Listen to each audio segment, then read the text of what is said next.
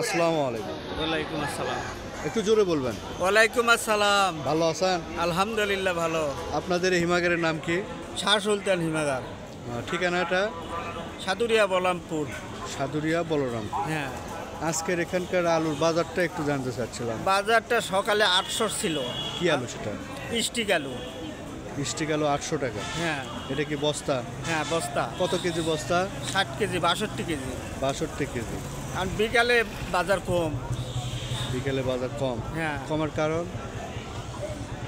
কমের কারণ আল্লাহ জানে। আর আপনার এই লাল পাকড়ি?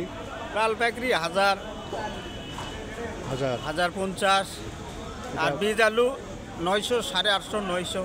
বীজ আলু। হ্যাঁ আর আপনার এই যে লাল পাকড়ি ওটা আপনার 1050। হ্যাঁ, 3 মিলটা। 3 মিল। তো বাজারে কেমন চাহিদা কেমন দেখতেছেন? চাহিদা আছে কিন্তু বাজার কম। কম।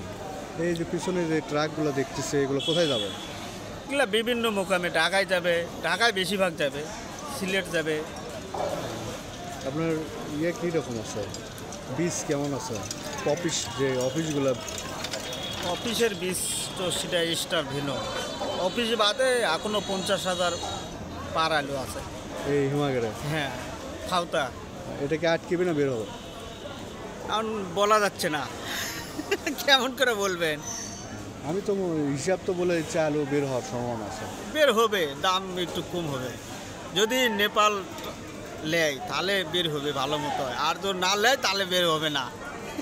মানে নেপালের উপর নির্ভর করছে? হ্যাঁ, নেপালের সেটা কি আলু? স্টিক আলু। স্টিক আলু।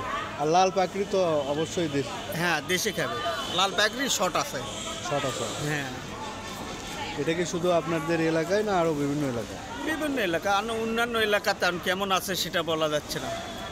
বলা যাচ্ছে না। না। ধন্যবাদ।